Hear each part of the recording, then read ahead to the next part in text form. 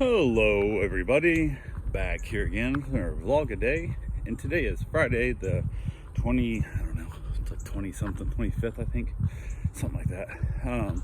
Got this morning, decent time, no dogs here at the house. It feels really weird because I haven't had this much time without dogs in like probably since the pandemic shut back down, since before then, so it is what it is. But yeah, it's kind of weird, kind of like it. Got up, got a few things done. We didn't get in the hot tub this morning, so I wanted to get some other stuff taken care of. A gentleman who's coming down to pick up the vending machines and whatnot, and says he'd be here like by 10.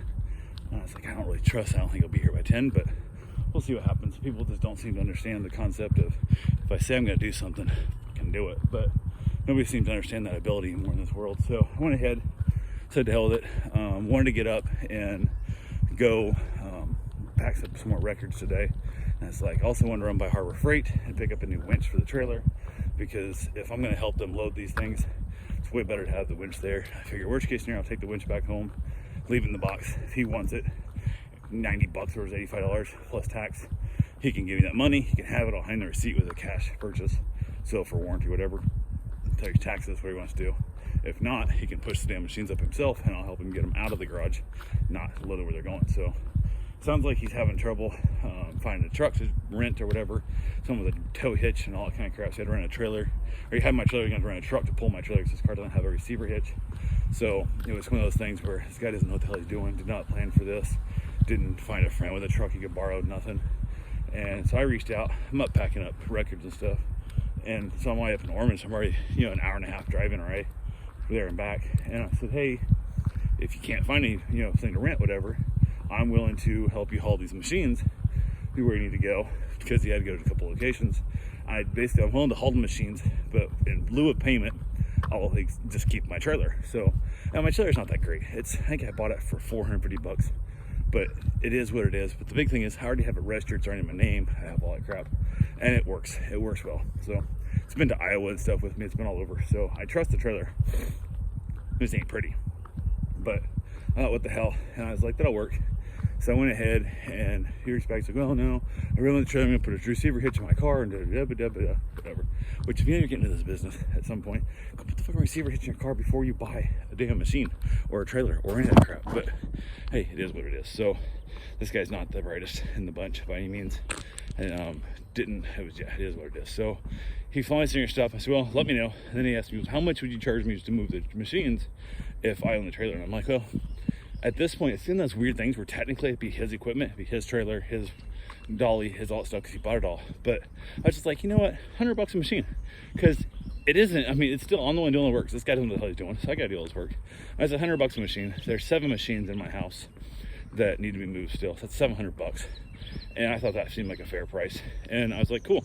And that's also, at that price, was more of just, hey, I'm gonna put them on my trailer, haul them, you take them off, and you got to get them in your locations where we're going to get them, kind of thing. But it is what it is. So he's like back and forth. I'm like, hey, let me know what you want to do. He doesn't give me answers. And now it's rolling on noon, whatever the hell it is. So I finally get done dealing with the records and stuff and whatnot. I got them all packed up. I head back home. Once I get home, I went ahead and just installed the winch. So I'm like, screw it. He's going to want this. Like, there's no way he's not going to want this. And then he texts me and says, hey, I think I'll go ahead and just let you keep the trailer if you like move all these things. Can we move them all today? And I'm like, depends on how fast you are. Like, what the hell? So I went ahead and I said, screw it. Hooked up the trailer to the truck and started loading them up myself. So I got, well, it would have been way easier. I'm like, we can haul these up here, haul these here. And he goes, oh, no, I want to hold this one to that place first. I want to hold this one to that place, and I want to hold it. I'm like, motherfucker, I didn't really agree to this. I was hauling this stuff to your storage unit, not like, to all your locations and dealing with this shit. So I was like, okay, I guess we can do that. So what I should have done is hauled the one to the restaurant. He's going to put it out back. It's not going to work, but it is what it is. So should have hauled it there. It was one that's already on the dolly at the moment. So I had to take it off the dolly, put the other machine on the dolly, put the machine up on the trailer, then put this machine up on the trailer, back on the dolly again, so I could unload it first, because it was just far enough away. It wasn't worth driving over and unloading and come back. So we can't pain in the ass. So because of that, I had to take it off the dolly and stuff, and the machines didn't turn right. It's not a perfect trailer for this, but it is what it is. So I loaded them both up, got them all up, got over there, got it off. He's talking to their employees and stuff. He's not doing shit to help me, which is annoying as fuck. But I get it in and stuff, get it all put in the spot, and telling us this is where it needs to stay. You gotta clean it out, you gotta do whatever. This thing's filthy. It's had sodas exploded inside it and all kinds of stuff from the heat, and it's just gross. And I'm just like, you really kind of need to do better with this, but not my problem. So I drop it off. We then head up to the next location, drop off the other soda machine, which is in Port Orange. Get there, unload it from the trailer, and this dude apparently does not own a fucking tape measure. So we get it off the trailer, get it over there. Doesn't even come close to fitting in the door. It's off by 2, maybe 3 inches. It's not even close.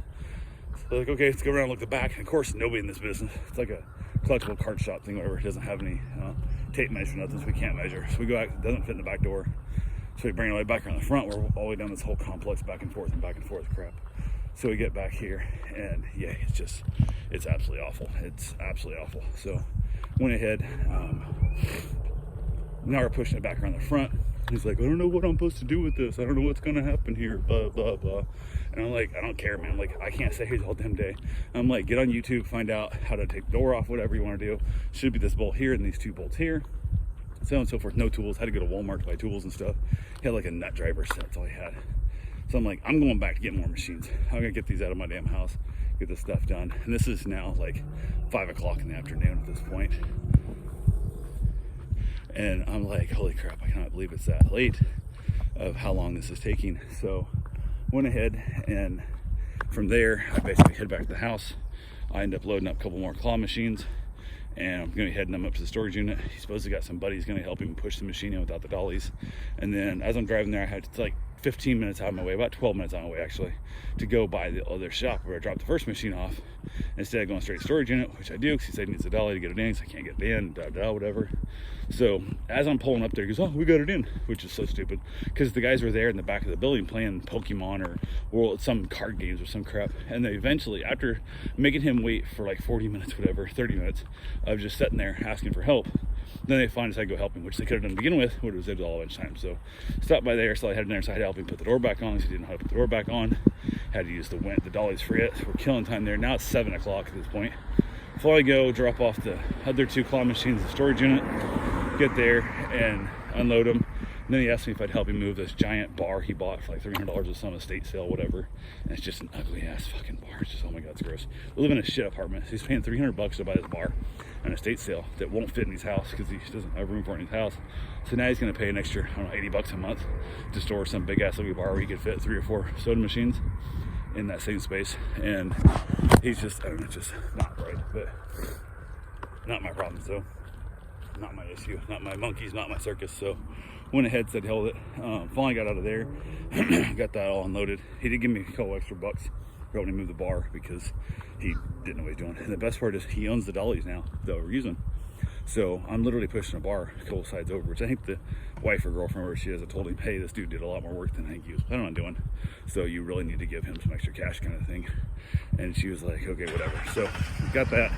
It took me 20 minutes to back out. There's no lights in this like storage unit area, and there's no turnarounds and no place to be able to get out of there kind of thing. And it absolutely is a pain in the ass.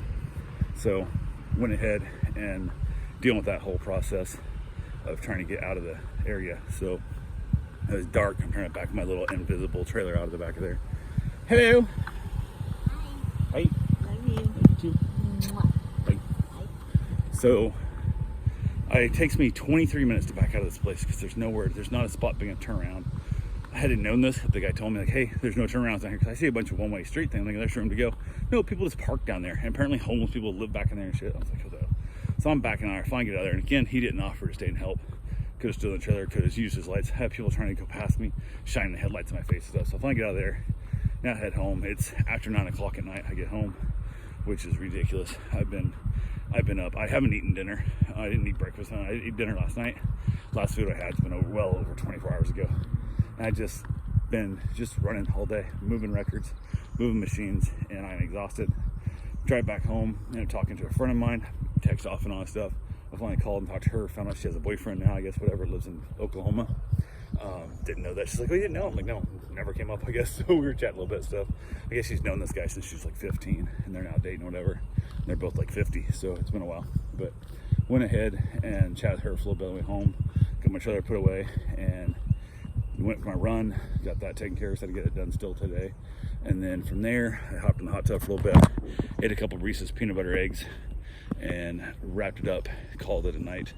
And I ate a hard-boiled egg also when I first got home after my run. Ate a couple Reese's peanut butter eggs. I was in the hot tub, and then after that, I ended up eating a chicken strip and 4 potato wedges.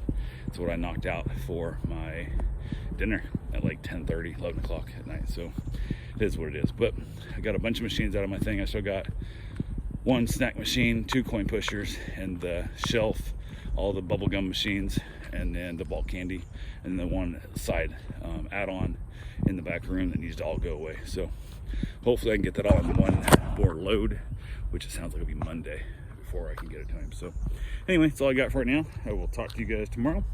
Have yourself a safe, wonderful day. Thanks for watching.